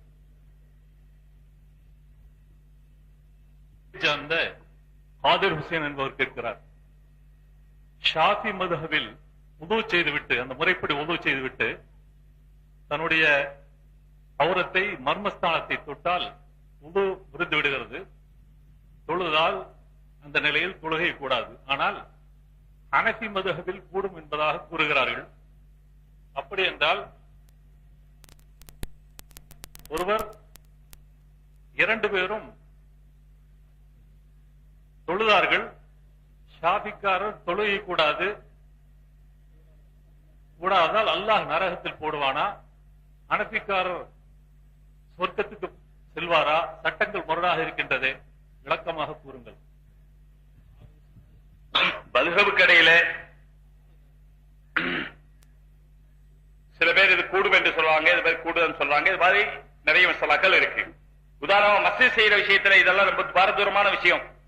ஒரு ஆண் குறியை தொட்டு விட்டால் உது முடியுமா முடியாதாங்கிறது. சாதாரண மஸ்ஜித் செய்யற விஷயத்திலே எடுத்துக்கொண்டா உது செய்யும் போது ஒவ்வொரு தொழுகைக்கும் ஒவ்வொருவரும் செய்தே தீர வேண்டிய மசை. ஷாஃபி மதுஹபில தலையை தொட்டால் போதும், ஒரு 3 முடியில தண்ணி பட்டா போதும், தண்ணியால கழுவுறது கூட இல்ல, 3 முடியில தண்ணி பட்டா போதும், அவ்வளவுதான். குர்ஆன்ல இருந்து வம்சாவும் ஊசிக்கும் அப்படிதான் இருக்கு. தலை என்ற ஒன்றிலே நீங்கள் தொட்டால் போதும் என்ற அர்த்தம் அவர்கள் எடுக்கிறார்கள். ஹனஃபி மதுஹபின் படி இமாம் அபூ ஹனீஃபா ரஹ்மத்துல்லாஹி கருத்துப்படி உங்களுடைய தலையை தொட்டால் என்று சொன்னால், ஒரு பொருளை தொடுவது என்று சொன்னால் குறைஞ்சபட்சம் பாதி தொட்டு இருக்கணும், 3 பங்கு இருக்கணும். கடைசி பட்சமாக ஒரு பொருளை ஒருவர் தொட்டார் என்று அர்த்தம் வர வேண்டுமானால் ஒரு 4 பங்காவது தொட்டு இருக்கணும். அப்பதான் நான் அதை ஒரு பொருளை தொட்டேன் என்று சொல்லலாம். இல்லைன்னா பொருள்ல பட்டுச்சுன்னு தான் சொல்ல முடியும். பட்டால் இல்ல தொட்டால். அவங்க பட்டால் அர்த்தம் வச்சாங்க, அவங்க தொட்டால் அர்த்தம் வச்சாங்க. அது அவர்களுடைய ஆயத்திலிருந்து அவர்கள் 2 மானாவுக்கு அதுல இடம் இருக்கு, அப்படிதான் அந்த வார்த்தை இருக்கு. ஆகையினால் அவர்கள் இஜ்திஹாத் செய்தார்கள். இஜ்திஹாத் என்றால் அல்லாஹ் தஆலா கொடுத்திருக்கிற மார்க்கத்தினுடைய பூரணமான அறிவை அல்லாஹ் அவர்களுக்கு கொடுத்திருக்கிறான். அந்த அறிவை கொண்டு அவர்கள் இதற்கு என்ன அர்த்தம் என்று தங்களுடைய இல்மை வைத்து முடிவுக்கு வருகிறார்கள். அந்த முடிவிலே ஒரு இமாம் சரி என்றும் ஒரு இமாம் தவறு என்றும் முடிவுக்கு வருகிறார். அதன் காரணமாக ஒருவருடைய தொழுகை கூடுகிறது என்று வருகிறது, ஒருவருடைய தொழுகை கூடாது என்று வருகிறது. நாம் இஜ்திஹாத் செய்துதான் அவர்கள் முடிவெடுத்திருக்கிற காரணத்தினாலே, எப்படி முடிவெடுத்திருந்தாலும் அவர்கள் அல்லாஹ்விற்காகத்தான் எடுத்திருக்கிறார்கள். உதாரணமாக இவர்களுக்கு அவர் கேட்கிற கேள்வியிலே ஆண்குறியிலே கைப்பட்டு விட்டால் இவருடைய தொழுகை கூடாது, இவர் நரகத்திற்கு போவாரா? அவருக்கு தொழுகை கூடிவிட்டது ஹனஃபிக்கு, இவர் சொர்க்கத்துக்கு போவாரா என்றால் ஷாஃபிக்கு தொழுகை கூடாது. தொழுகை கூடாது, மறுபடி திரும்ப தொழுக வேண்டும் அவர், அவ்வளவுதான். அந்த தொழுகை கூடாத காரணத்தினாலே இவருக்கு ஜமாத் கிடைச்சிருச்சு, 27 மடங்கு சவாப் கிடைச்சிருச்சு. அவர் ஒது செய்ய போயிட்டு வந்தார், அவருக்கு ஜமாத் கிடைக்கல, 27 மடங்கு சவாப் கிடைக்கல. என்றாலும் கூட 2 இமாம்களும் இஜ்திஹாத் செய்தான் எடுத்திருக்கிறார்கள். அல் முஜ்தஹிது முஸாபுன், முஜ்தஹித் சவாப் கொடுக்கப்பட்டவர். அவர் என்ன மசலா சொல்லி இருந்தாலும் சரி, அந்த மசலா அல்லாஹ் சொன்னதைத்தான் சொல்லுகிறார் என்ற காரணத்தினாலே அந்த மசலாவின்படி அமல் செய்தவருக்கு சவாபு கிடைக்கும், எந்த குறைவும் வராது. ஆகையினால் இங்கே தொழுதவருக்கும் பிந்தி தொழுதவருக்கும் ஒது முறிந்து விட்டது என்று மறுபடியும் ஒது செய்து கொண்டு வந்து தொழுதவருக்கு என்ன சவாபு கிடைக்குமோ அதே சவாபு இவருக்கும் கிடைக்கும், இவருக்கு என்ன கிடைக்குமோ அதே சவாபு அவருக்கும் கிடைக்கும். காரணம், 2 பேரும் அல்லாஹ்வுடைய உத்தரவைத்தான் நிறைவேற்றி இருக்கிறார்கள். இஜ்திஹாதிலே ஏற்பட்ட வித்தியாசத்தினால் மசலா வித்தியாசப்படுகிறதே தவிர 2ம் அல்லாஹ்வுடைய ஹுக்குமு தான். அல்லாஹ்வுடைய ஹுக்குமுக்குத்தான் சவாபே தவிர அவர் எந்த அளவு செய்தார் என்பதற்கு அல்லாஹ்வுக்கு அது அளவுனால அல்லாஹ்வுக்கு எதுவும் ஆகிறது இல்லை. அதே போல ஆண்குறிய தொடர்றதுனாலே தொடாதனாலே அல்லாஹ்வுக்கு எதுவும் ஆகிறது இல்லை. மசலா இப்படி அல்லாஹ் பார்ப்பது என்னுடைய ஹுக்குமை நிறைவேற்றினாரா? இந்த இமாமும் அல்லாஹ்வுடைய ஹுக்குமை தான் சொல்லுகிறார், அந்த இமாமும் அல்லாஹ்வுடைய ஹுக்குமை தான் சொல்லுகிறார். நூற்றுக்கணக்கான மசலாக்கள் உங்களுக்கு இப்படி வரும். இந்த இமாம் அப்படி சொல்றாரு, அந்த இமாம் வேண்டான்னு சொல்றாரு, இந்த இமாம் உடும்பு சாப்பிடலாம்னு சொல்றாரு, அந்த இமாம் உடும்பு சாப்பிடக்கூடாதுன்னு சொல்றாரு. அப்போ உடும்பு சாப்பிட சொன்ன இமாம் பரவாயில்லை, இந்த உடும்பு சாப்பிட வேண்டாம்னு சொன்னவருக்கு ரொம்ப குறும்பா தெரியுது அப்படின்னு எல்லாம் கேட்க கூடாது. இவர் சொன்னபடி கரெக்ட் அல்லாஹ்வுடைய ஹுக்குமை சொல்லி இருக்கிறார், அவர் சொன்னபடி அல்லாஹ்வுடைய ஹுக்குமை தான் சொல்லி இருக்கிறார். 2க்கும் சவாபு ஒன்றுதான். உடும்பு சாப்பிட்டான்னு முடிவு பண்ணவருக்கு சாப்பிட்டா சவாபு கிடைக்கும், உடும்பு சாப்பிடக்கூடாது சொன்னவருக்கு சாப்பிடாம இருந்தா சவாபு கிடைக்கும். 2ம் அல்லாஹ்வுடைய ஹுக்குமு தான். அதனால இது மாதிரி எந்த பிரச்சனை வந்தாலும் இப்பொழுது நான் சொன்ன இந்த விஷயத்தை தாங்கள் மனதிலே வைத்துக் கொண்டால் அல்லாஹ்வுடைய ஹுக்குமை நிறைவேற்றுகிறோம், அவ்வளவுதான். இஜ்திஹாத் செய்யும் போது ஏற்பட்ட வித்தியாசம், அது தவறு இல்லை, தவறு செய்யவில்லை, அவர்கள் தவறு செய்யவில்லை. இஜ்திஹாதுடைய முடிவு அப்படி.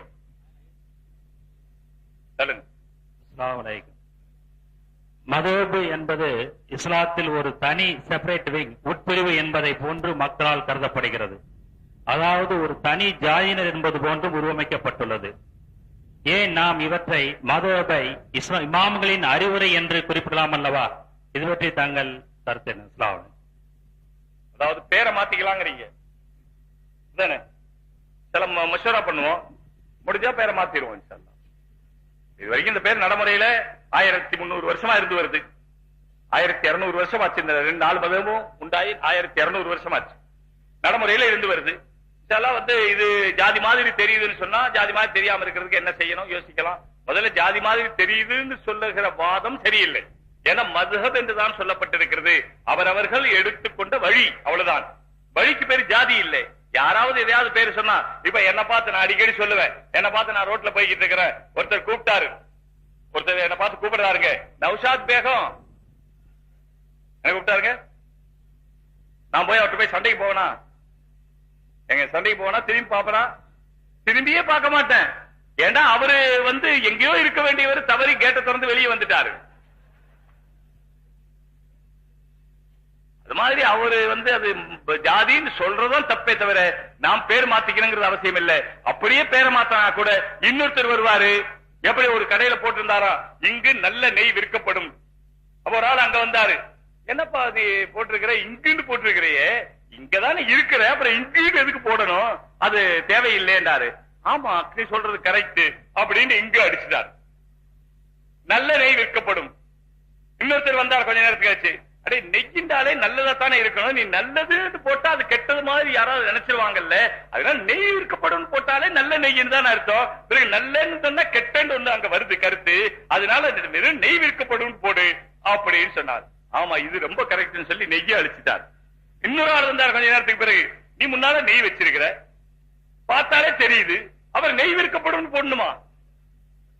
ஆமா ரொம்ப கரெக்ட், அதை எடுத்துட்டார். இப்ப கடைசி பூராத்தை எடுத்துட வேண்டியது வரும். அதனால இது ஜாதியே இல்ல, ஜாதின்னு சொன்னா அது அவங்க சொல்றவங்களுடைய தப்பு, அவ்வளவுதான். அப்துல் லத்தீப் எருமப்பட்டி. மையத்து அடக்கப்பட்ட பிறகு மீண்டும் அந்த வீட்டிற்கு எல்லோரும் சென்று பாத்திஹா ஓதி சலவாத்துக்கள் கொடுக்கிறார்களே, இது அவசியம்தானா, ஜாயிஸா? மார்க்கத்திலுக்கு வந்திருக்கிறபடி மௌத்தானா உடனடியாக சுத்தம் செய்து உடனடியாக அடக்கிட்டு மற்றவர்களுக்கு தகவல் கொடுத்தால் போதும். எல்லாரும் வரணும்னு சொல்லி இப்ப எல்லாம் கேட்பாங்க. வீட்டுல ஒருத்தர் மௌத்தா ஆயிட்டாருன்னு சொன்னா அப்போ எப்ப அடக்கலாம்னு பேசுவாங்க சொந்தக்காரங்க. அப்போ பேசும்போது மௌத்தானது எப்போ, காலையில 10 மணிக்கு, அப்ப நாளைக்கு லோகர்ல வச்சுக்கலாம். 24 மணி நேரம் எந்த கிதாபுல பார்த்தாங்களோ தெரியல, இந்தியன் கான்ஸ்டிடியூஷன்ல இருக்கு போல இருக்கு. அப்படி 24 மணி நேரம் கணக்கு இவங்களுக்கு. அப்படி ஒரு கணக்கே கிடையாது. 3 காரியத்தை அவசரமாக செய்யுங்கன்னு சொன்னாங்க. அதுல ஒண்ணு மௌத்தானா உடனடியாக அடக்கணும். இந்த கசப்பு மாத்துறது, இனிப்பு மாத்துறது, புளிப்பு மாத்துறது எல்லாம் கிடையாது. அப்படி எல்லாம் ஒண்ணும் கிடையாது. உடனடியாக குளிப்பாட்டி அடைக்கிற வேண்டியதுதான். ஆனால் சில நேரத்துல கவன் துணி வாங்கிட்டு வர்றதுக்கு மத்ததுக்கு அதுக்கு இதுக்கு அதோ கொஞ்சம் டைம் ஆன குழி வெட்டணும், அவ்வளவுக்கு தான் அவகாசமே தவிர மத்ததுக்கு அவகாசம் தேவையில்லை. அப்படி அடைக்க முடிஞ்சுட்டா சரி. அதுக்கு பின்னாலே ஆனா என்ன பண்ணிருக்கான்னு சொன்னா, எல்லாரும் வரணும், எல்லாரும் மையத்தை தீதார் பார்க்கணும். தீதார் என்ற பார்சி வார்த்தைக்கு பார்க்கணும் அர்த்தம், பார்க்குதல் என்று அர்த்தம். தீதார் என்ற பார்சி வார்த்தைக்கு தீதன் என்பதிலிருந்து தீதார் என்றால் பார்த்தல் என்று அர்த்தம்.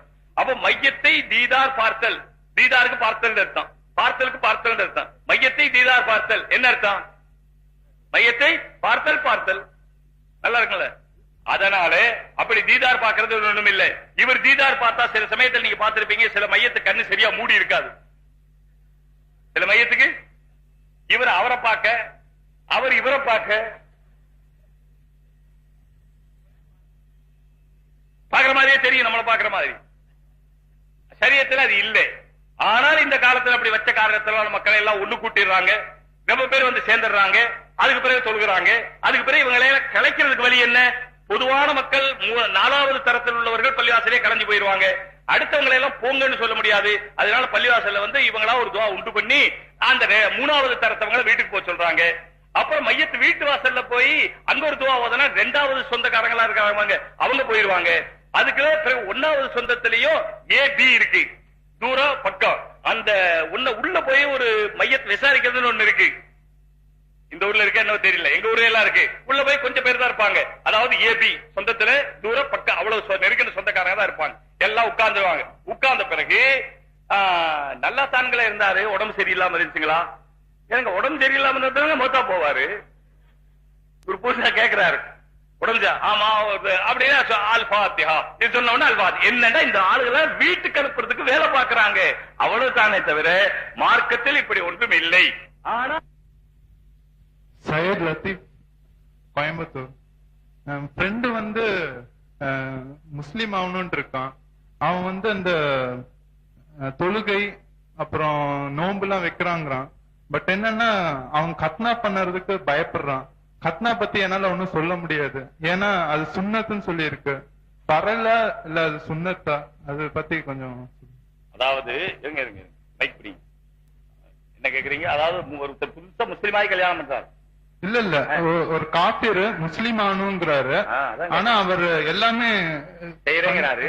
ஆனா கத்னா பண்ணறதுக்கு பயப்படுறாரு. அவர் பண்ண வேண்டாம், வேற ஆள் இருக்காங்க பண்றதுக்கு, அவங்க பண்ணி விட்டுருவாங்க.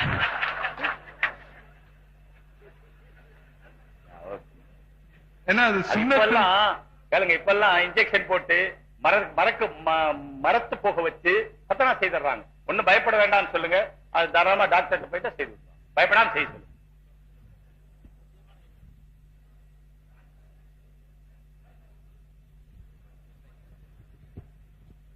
அஸ்ஸலாமு அலைக்கும். எஸ்.ஆர். அமீதுல்லா, கோபிச்செட்டிப்பாளையம். எனக்கு கொஞ்சம் பாருங்க, உங்க கேள்விக்கு பதில் விளங்கிருச்சா? இன்னொன்னு கேட்டீங்க, பரதா சுன்னத்தான், அதுக்காக சொல்ல போறேன். கத்தனா செய்யறதுக்கு ஒண்ணும் பயம் இல்லை. இந்த காலத்துல டாக்டர்கள் லேசா செஞ்சிடறாங்க. வந்து அதுக்கு மரத்து போற ஊசி போடுறாங்க, எப்படி மற்ற பல்லு புடுங்கிறதுக்கெல்லாம் போடுறாங்க, அது மாதிரி போட்டு மரத்து போற மாதிரி செய்யறாங்க. இப்ப கத்தனா மார்க்கத்துல கேளுங்க, கத்தனா மார்க்கத்துல சுன்னத்து தான். செய்தும் கொள்ளலாம், செய்யாமல் விட்டால் அதை குற்றம் என்று சொல்ல மாட்டோம். ஆனால் புதிதாக இஸ்லாத்தில் சேர்ந்தவர் தன்னுடைய இஸ்லாத்தில் சேர்ந்ததை தன்னுடைய மனம் உறுதியாக இருக்க வேண்டும். அதில் ஏதாவது ஒரு காரணத்தினாலே அதிலே ததப்து பிசகுதல் வந்துவிடக் கூடாது. ஏன்னா ஒரு காரியத்தை செய்யறோம், பிறகு அதை இப்படி செஞ்சிருக்க வேண்டியது இல்லையே, மாத்திக்கலாமா அப்படின்னு எல்லாம் யோசிப்பார். சில சமயத்தில் அப்படிலாம் யோசிக்கிறதுக்கு வாய்ப்பு இருக்கும். ஏன்னா குடும்பத்துல பிரச்சனை அதெல்லாம் வரும்போது ஏன் நம்ம பழைய மாதிரியே ஆகிட்டா என்ன, இது பெரிய சிக்கலா இருக்குது அப்படின்னு எல்லாம் யோசிச்சு அவர் மார்க்கத்தை விடுவதற்கு வாய்ப்பு ஏற்படுகிறது. ஆனால் அவர் மார்க்கத்திலேயே இருக்கிறார் என்று நிலையாக காட்டுவதற்குரிய ஒரே அடையாளம் கத்தனாதான். மற்ற அடையாளம் எல்லாம் தாடி வச்சிருந்தா கூட சிறைச்சு போடலாம்.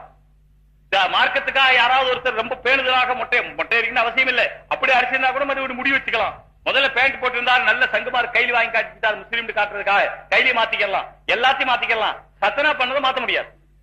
அப்படி மாத்தாம இருக்கிறதுக்காக புதிதாக முஸ்லிமானவர் கட்டாயமாக கத்தனா செய்யணும். பழைய முஸ்லீம் செய்யாம விட்டாரு, வயசு வந்த பிறகு அந்நிய ஆண்களுக்கு மறுபஸ்தானத்தை காட்டக்கூடாத காரணத்தினால டாக்டர் இடத்துல போய் கூட பூர்வீக முஸ்லீம் கத்தனா செய்ய வேண்டிய அவசியம் இல்லை. அவர் இஸ்லாத்தில் ஸ்திரமாக இருக்கிறார். இந்த புதிதாக முஸ்லிமானவர் தன்னுடைய மனதிலேயே தன்னுடைய இஸ்லாம் ஸ்திரமாக வேண்டும் என்பதற்காக இவர் கத்தனா செய்து கொள்வது கட்டாயம். அதனால கத்தனா கட்டாயம் செய்து கொள்ளணும். இது சொல்லும் போது ஒண்ணு ஞாபகத்துக்கு வந்துருச்சு. ஒரு ஊர்ல ஒரு நாட்டாம இருந்தாலும் ஒரு சின்ன கிராமத்துல, அந்த காலத்துல அவர் சொல்லிட்டாரு, இது இஸ்லாம்ல நமக்கு ஒத்து வராது, 5 நேரம் தொழுகணும், ரம்ஜான் வந்தா நோன்பு வைக்கணும், பட்டினி கிடக்கணும், பகலெல்லாம் பட்டினி, அப்படி இப்படி இதெல்லாம் நமக்கு ஒத்து வராதுன்னு சொல்லி அந்த நாட்டாம பார்த்தார், நான் இஸ்லாத்தை விட்டுட்டேன்னு சொல்லிட்டார். ஊருக்காரங்களும் சேர்ந்து இஸ்லாத்தை விட்டுட்டேன்னு சொல்லிட்டாங்க. அப்ப போய் எவ்வளவு சொல்லி பார்த்தாங்க, எல்லாரும் சொன்னாங்க அப்படி எல்லாம் செய்யாதீங்க, ஒரு முஸ்லீமா இருந்துட்டு நான் இஸ்லாத்தை விட்டுட்டேன்னு சொல்றது அவ்வளவு நல்லது இல்லைன்னு எவ்வளவு சொல்லி பார்த்தாங்க. இந்தா பேச அவர் நாட்டாம ஒழுவாராரு. சில பேர் வெளியே நிக்காத அப்படி இப்படின்னு பேசுவாங்க, அதிகார தோரணையில அப்படி பேசிக்கிட்டே இருந்தார். ஒரு சாதாரண அபராணி பாவம், ஒரு மிஸ்கின், அவரு சொன்னாரு நான் போய் பேசுறேன் நாட்டாமட்டு. ஆனா அவர் பெரிய பெரிய ஆளே போனாரு, அவரு ஒண்ணு ஒத்துக்க மாட்டேன்ட்டாரு. நீ போய் என்னத போய் பேசுறேன், இல்ல நான் போய் பேசுறேன், ரொம்ப வற்புறுத்தினாரு, கூட்டிட்டு போயிட்டாங்க நாட்டாமட்டு. எங்க வந்தேன், இங்க வந்தேன், இல்ல ஒரு விஷயம் பேசுறேன். என்ன விஷயம் பேச போறேன் சொன்னாரு. இல்ல நீங்க எல்லாம் முஸ்லீம் இல்லைன்னு சொல்லி சொன்னாங்க, இஸ்லாத்தை விட்டு வெளியே போயிடுறதாக எல்லாரும் சொன்னாங்க, நீங்களும் போயிட்டீங்களாமே அப்படின்னு சொன்னாங்க. ஆமா, ஏன் சந்தேகம்டாரு. அது யாரு நாட்டாம, அவர்கள் நாட்டாம, நீங்க இஸ்லாத்தை விட்டு வெளியே போக முடியாதுங்களேன்டாரு. ஏன் போயிட்டேனே, கத்தனா பாருங்க செஞ்சிருக்கா இல்லையா, அது எப்படி போவீங்க? ஆமா அப்படி பார்த்தாரு. ஆமா செஞ்சுதான் இருக்கிறேன், எப்படி? அப்ப சரி சரி, அப்புறம் அவ்வளவுதான் அவருக்கு. சரி அப்ப நான் இஸ்லாத்திலே இருந்துக்கிறேன்னு சொல்லிட்டாரு. அதுக்காகவாவது கத்தனா செய்துக்கிறேன்.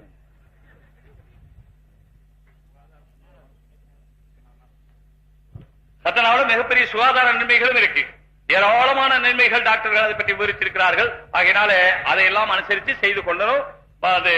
அதுவும் புதிதாக முஸ்லிமானவர் தன்னை ஸ்திரப்படுத்திக் கொள்வதற்காக கட்டாயமா செய்யும். ஒரு பெண்மணி நாயகத்திற்காக பதிலி ஹஜ் செய்ய விரும்புகிறார், செய்யலாமா கூடுமா?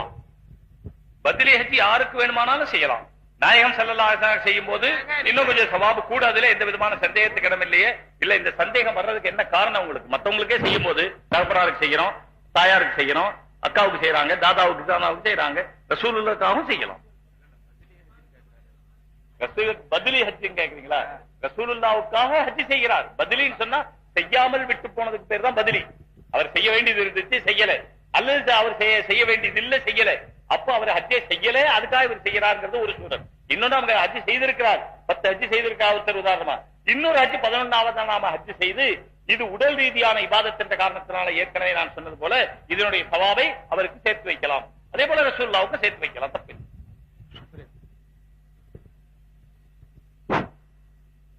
அஸ்ஸலாமு அலைக்கும்.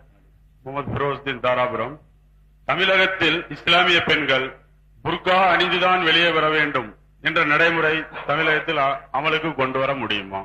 உங்கள் கருத்து. அமலில் கொண்டு வர முடியுமான்னு கேக்குறீங்களா? முடியுமா? முடியும். பர்தாவைங்கிறது இருக்கு, அமல்படுத்த முடியுங்கிறது எந்த ஆட்சேபனையும் இல்லை. அரபு நாடுகள்ல இப்போ சவுதியில போனா, அதே போல அங்க இருக்கிற ஹிஜாஸ் பிரதேசங்கள், நிறைய பிரதேசங்கள்ல எல்லா பெண்களும் வெளியே வரும்போது பர்தாவோட தான் வர்றாங்க. பர்தா இல்லாம பெண்கள் வெளியே வரக்கூடாது. அதனால பெண்கள் பர்தா இல்லாம போக வேண்டிய நிர்பந்தம் வருதுங்கிற காரணத்துக்காக சில ஆகுமான காரியங்களை கூட மார்க்கம் தடை செய்யாத கவர்மெண்ட் தடை செய்து வைத்திருக்கிறது. உதாரணம், பெண்கள் கார் ஓட்டக்கூடாது.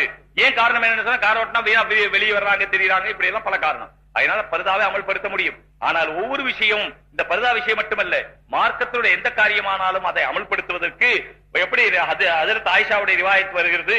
முதல்ல குர்ஆன்ல சூரத்துகள் இறங்கும் போது ஆகிரத்தை பற்றி, கியாமத்தை பற்றி, சொர்க்கத்தை பற்றி, நரகத்தை பற்றி ஆயத்துகள் எல்லாம் இறங்கி இறங்கி இறங்கி சஹாபாக்குடைய மனங்கள் எல்லாம் பக்குவப்பட்டதற்கு பிறகுதான் நீங்கள் இந்த காரியத்தை செய்யுங்கள், செய்யாதீர்கள் என்ற அம்ரு நஹி, ஏவல் விலக்கல் சட்டங்கள் வந்தது. அப்படி இல்லாமல் ஆரம்பத்திலேயே நீங்கள் கல் குடிக்காதீர்கள், கல்லை விட்டுவிடுங்கள், மதுபானத்தை விட்டுவிடுங்கள் என்று சட்டம் வந்திருந்தால், ஹஜ்ரத் ஆயிஷாவுடைய ரிவாயத் புகாரியில் இருக்கு, மதுபானத்தை விட்டுவிடுங்கள் என்று சட்டம் வந்திருந்தால் சஹாபாக்களே கூட அவருடைய மனம் பக்குவம் ஆகவில்லை என்ற காரணத்தினாலே லா நதுல் ஹம்ர, நாங்கள் ஹம்ரை விட முடியாது, மது விட முடியாது என்று சொல்லி இருப்பார்கள். ஆகையினாலே எந்த சட்டமானாலும் அதை அமல்படுத்துவதற்கு முன்னாலே அதை அமல்படுத்துவதற்குரிய பக்குவத்தை ஏற்படுத்த முயற்சி செய்யணும். அப்படி ஒரு பக்குவம் வந்துட்டால் பிறகு அவர்கள் அதை அமல் செய்வது ரொம்ப லேசா தெரியும். பக்குவம் வரலேண்டா அந்த காரியம் ரொம்ப சிரமமா தெரியும். அடுத்து பெண்கள் ஜியாரத்துக்கு போலாமா என்று. பொதுவாக ஜியாரத்துக்கு ஆண்களும் போகலாம், பெண்களும் போகலாம். ஏனென்றால் ஜியாரத்துக்கு போறதனுடைய நோக்கம் என்னன்னு சொன்னா, ஜியாரத்துல 2 வகை இருக்கு. ஒன்று, அதாவது குறிப்பாக சில கபிரிஸ்தான்களுக்கு போறது, அங்க போறதுனால நன்மை இருக்குதுன்னு கருதுறது, அங்க போறதுனால விசேஷம் இருக்கிறதுன்னு கருதுறதுக்கு மார்க்கத்திலே எந்த அடிப்படையும் இல்லை. பொதுவாக கபர்களுக்கு போங்கள் என்று வந்திருக்கு.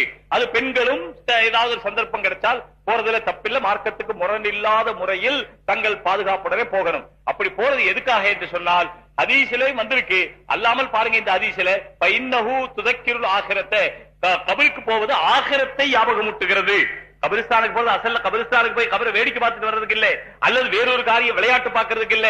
அந்த கபரை பார்த்த உடனே நாளைக்கு நானும் இது போல்தான் இந்த கபரில் இருக்க போகிறேன் என்று ஞாபகம் வர வேண்டும் என்பதற்காகவும் அதே ஞாபகத்தை வாயாலும் சொல்லப்பட்டிருக்கிறது. அஸ்ஸலாமு அலைக்கும் அஹ்ல் குபூர், கபரில் இருப்பவர்களே உங்களுக்கு சலாம் உண்டாவதாக, அன்தும் லனா சலஃபுன், கபரில் போய் ஓத வேண்டிய துஆ இதுதான். நீங்கள் எங்களுக்கு முன்னாலே போய் இருக்கிறீர்கள், வ நஹ்னு கலஃபுன், நாங்கள் பின்னாலே வந்து கொண்டிருக்கிறோம். கபருக்கு நாமளும் போக போறோம் என்று ஆகிரத்தை பற்றி அதிகமாக ஞாபகம் உண்டாக்கிக் கொள்வதற்காகத்தான் கபருக்கு போவது சுன்னத்தை தவிர வெறும் விளையாட்டு வேடிக்கை, அங்கே போய் தமாஷ் நடக்கிறது அதை பார்க்கிறதுக்கென்றால் அது மார்க்கத்துக்கு முற்றிலும் முரணானது. அஸ்ஸலாமு அலைக்கும். தாஹுல் ஹமீத் பெரியகராரம். முடிவு நாளின் முகவரி என்ற புக்கில் படித்தேன், முஸ்லிம்களில் இருந்தே முஸ்லிம்களை அழிக்கக்கூடிய ஒருவன் தோன்றுவான். அது உண்மையா? அப்படியானால் அவன் தோன்றிவிட்டானா? முஸ்லிம்களிலிருந்து முஸ்லிம்களை அழிக்கக்கூடிய ஒருவன் தோன்றுவான், அது உண்மையா? அவன் தோன்றிவிட்டானா? கியாமத்தினுடைய அடையாளங்கள்ல சில பேர் முஸ்லிம் என்ற பெயரில் இருப்பார்கள். கடைசியாக அவர் காபத்துல்லாவை உடைப்பார்கள். இந்த ரிவாயத்தெல்லாம் அஷ்ராத்து ஸாஅத்திலே வந்திருக்கிறது. அவர்கள் முஸ்லிம்கள் என்ற பெயரிலே இருப்பார்களே தவிர உண்மையான முஸ்லிம்களாக இருக்க மாட்டார்கள். அதுதான் அந்த ஹதீஸ்க்கு அர்த்தம். அர்த்தம் கேள்வி. அஸ்ஸலாமு அலைக்கும். ஒரு வேலைக்காரர் இருக்கான், தன்னுடைய முதலாளிகிட்ட வேலை செஞ்சுட்டு இருக்கிறான். உங்க பேரு சொல்லுங்க. காதிர் ஹுசைன். திடீர்னு வேலைக்காரன் அப்துல் காதிர் ஹுசைன். அப்துல் ஜம்பை. அப்துல் காதிர் ஹுசைன். சொல்லுங்க. தன்னுடைய முதலாளிகிட்ட வேலை செஞ்சுட்டு இருக்கிறான். முதலாளி வேலையும் சொல்றாரு, கூட வியாபாரத்துல பணம் பற்றாக்குறைக்காக வேண்டி வட்டிக்கு வாங்கிட்டு வர சொல்லி சொல்றாரு. அந்த மாதிரி சூழ்நிலையில அந்த வேலைக்காரன் போய் வட்டிக்கு பணம் வாங்கிட்டு வந்துட்டு இருக்கிறான். இப்படி அவன் வேலை செய்யறது கூடுமா? அவனுக்கு வர வேண்டிய அந்த சம்பள பணம் ஹலாலா ஹராமா? சரியான விளக்கம். பொதுவான சட்டம் ஹதீஸ்ல குர்ஆனுடைய ஆயத்தை வலா தாவனு அலல் இஸ்மி வல் உத்வான், பாவமான காரியங்களுக்கு நீங்கள் உதவிகரமாக இருக்காதீர்கள். எந்த பாவம் யார் செய்ய சொன்னாலும் நாமும் பாவம் செய்யக்கூடாது. மற்றவர்கள் பாவம் செய்தாலும் அந்த பாவங்களுக்கு உதவியாக இருக்கக்கூடாது. அதனால ஒரு வேலைக்காரர் பாவத்துக்கு வேலைக்காரராக இருந்தாலும் சரி, அவரும் பாவத்துக்கு உதவியாக இருக்கக்கூடாது. அதனால அவர் அதை செய்யக்கூடாது. வேலையை விடணும்னு நம்ம சொல்லல, வேலை அங்கேயே செய்யணும். அந்த ஹராமான காரியத்துக்கு உதவி செய்யாம இருக்கணும். முதலாளிக்கு உபதேசம் செய்து இவர் உபதேசம் செய்ய முடியல, யார் உபதேசம் செய்யறாங்களோ கொண்டு அவரையும் வட்டிக்கு வாங்காம ஆக்கிறதுக்கு முயற்சி செய்யணும். இதுக்கெல்லாம் அப்பாற்பட்டு கூட அவர் வட்டி வியாபாரம் தான் செய்கிறார் அல்லது வியாபாரத்தில் வெட்டி கலக்கிறார் என்றால் இவர் வேறொரு வேலையை அங்கிருந்து கொண்டே அல்லாவை சந்தோஷப்படுத்த வேண்டும் என்பதற்காக ஒரு நல்ல காரியத்தை தேடினால், இந்த வேலையை விடுற வேற வேலை தேடுறா இன்ஷா அல்லாஹ் அல்லாஹ் தஆலா தன்னுடைய கிருபையை கொண்டு அவருக்கு வழி தருவான். நான் ரஷ்யா படிச்சிட்டு இருக்கேன், மெடிசன் படிச்சிட்டு இருக்கேன். எங்க? ரஷ்யால. சோ அங்க 3 நாள்லாம் ஜமாத் வெளியே போகும்போது வெளியில இருந்து சிக்கன் அங்க வாங்கி சாப்பிடுற இது வருது. சோ அங்க சிக்கன் ஃபுல் பேக்டா ஹலால் ட்ரேட்மார்க் கூட வருது. சோ வெளியில வாங்கி போகும்போது சோ இப்போ ஒரு புதுசா ஒரு ஆர்டிகல் என்ன வந்திருக்குன்னா, அங்க இருந்து எந்த இடத்துல இருந்து வருதோ அந்த இடத்துல உண்மையாவே ஹலால் இல்ல அப்படின்ட்டு ஒரு ஆர்டிகல் வருது. சோ நாங்க எதை நம்புறது, அந்த ஹலால் ட்ரேட்மார்க்கையா இல்ல அந்த ஆர்டிகலை நம்புறதா? எது உங்களுக்கு நம்பிக்கையா தெரியுது? யோசிச்சு பார்த்தா ஒன்னும் சொல்றது மாதிரி எதுவும் இல்ல.